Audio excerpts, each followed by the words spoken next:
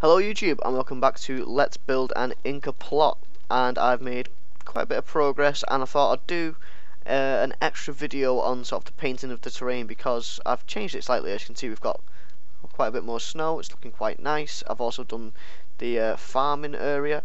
I've put the cobblestone in, but I've decided not to do any more on the farming. Leave that whole for another episode. So I'm going to get some brushes and I'm just going to do this all with one brush, and we're going to do sort of this small section and then I'll work on this mountain off camera because I have no idea really what to do about this with it being so high up where all this snow is. So I'm going to have time to think about that one. So for the sort of basic what I've been doing here, I've just covered everything in 1 and 1:5.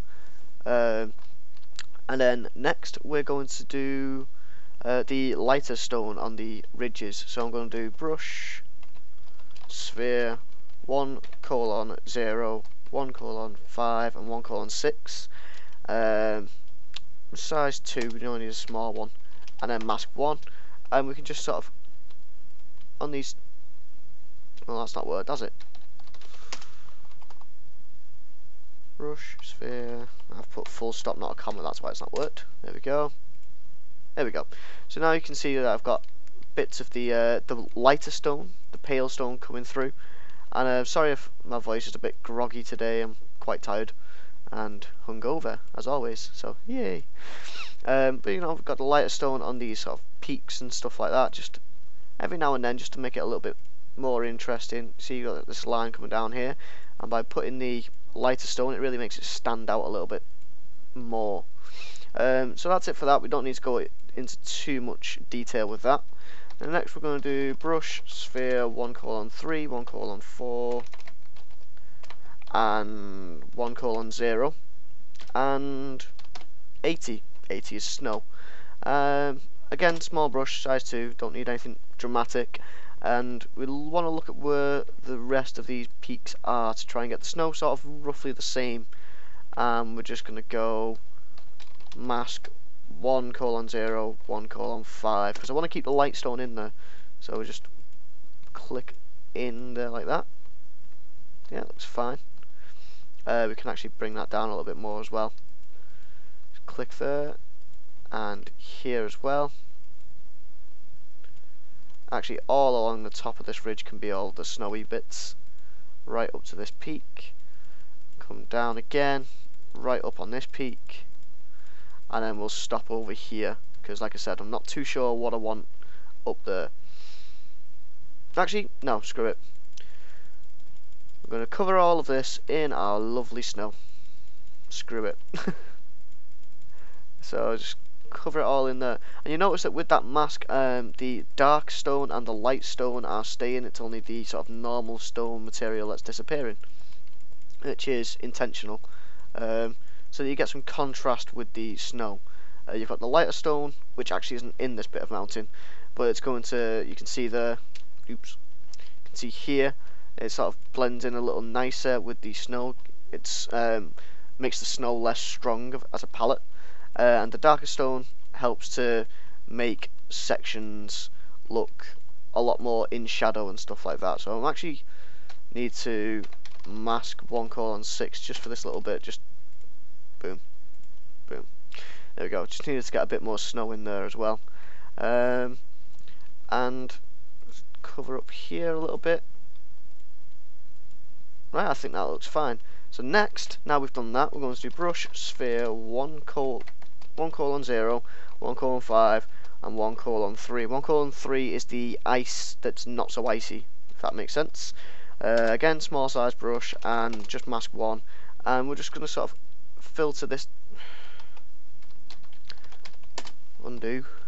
What have I missed out this time? Spelt sphere wrong. There we go. And we're just going to sort of blend the ice and the snow down of the mountain a little bit more and actually break that. There we go. So we're just going to blend this out, bring it down. And actually I need to do a higher percentage for this, so we'll do maybe 60% of that. 30% for your normal stone, why not, and 20%. 20%? Yeah. Click, there we go. Now we've got quite a bit more of the ice stone coming through, and it looks a lot nicer and a lot thicker. So just bringing that over there. Good. So you can see up in these mountains it's going to be really cold. You can even do it across here as well, and up there. In fact, we can just do all of this and we'll redo the path another time. So just all up here. Gonna just cover up all these gaps that we might have missed earlier as well. Just fill all that up. And yeah, it's not looking too bad. Next thing that we want to do, this is adding in some hardened clay, and this is more of just a preference. Like, a lot of people don't really like this. I do. It's just adds a slightly different tone to the mountains, and I'm not using it too much. Just check I've spelt that everything right there. Yep, got it right for once.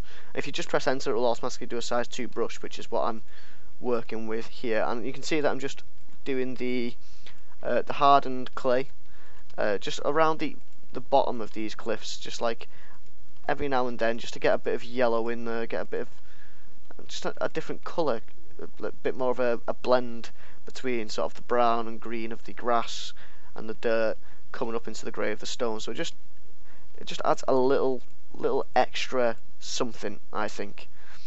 But yeah, it's quite nice. So I'm deliberately choosing these sections where I want this, and we can go up a little bit higher in some places. Maybe it's got a tall cliff face. So somewhere like this, there's going to be loads of the hardened clay now. Just going to shove this all around like that. Go up a little bit, and I think I'm going to have to re-edit one of my masks to stop big sections like this. So it goes from mask 172, mask 172 and 1. There we go. So that's a little bit better. Now we can start to fade it out. So you see it's quite thick down there, and then it fades out as it gets higher up into the cliff face. So that's quite a nice technique to use as well. And just do a little bit more up here and all around there as well. So that's pretty much all that I'm doing. I'm going to redo these bits here as well, and these are all fine actually, I think. Just blend that up, and that's pretty much all I've been doing. What else do we need to do? Oh, the grass. So I've been using the 3:1 for doing the grass. So we're going to do brush, sphere, 2, 2:2, 3:1, size 3, and then mask 2 and 3, and then just click like this, and you see it adds a bit of dirt in there every now and then, makes it a bit more interesting.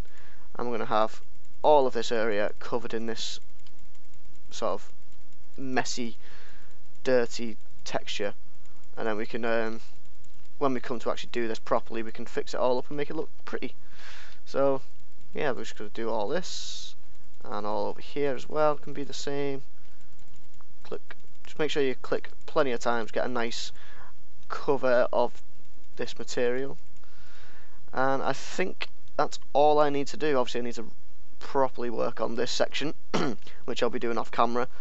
I need to do this small area here as well, but it's all coming together. It's looking quite nice. Oh, snow, that's what I'm missing. Knew I was forgetting something. Brush, sphere.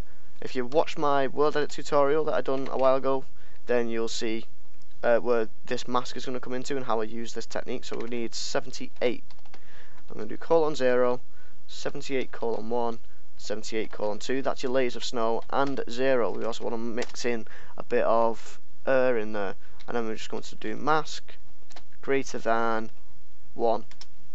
So we do mask greater than 1, and then we can just click in here, and nothing will happen. I didn't do the mask properly. There we go. So just click in, add bits of snow that just come all around, fall down, stuff like that, and it looks quite nice. And it adds again that extra bit of detail into the cliffs and the mountains and like the shallower slopes where it's not quite as steep. So that's about it for this video. I hope you guys have enjoyed this video. I hope you're liking the new series. If you have, don't forget to like, comment, subscribe, all that fun stuff, and I'll see you guys in the next one.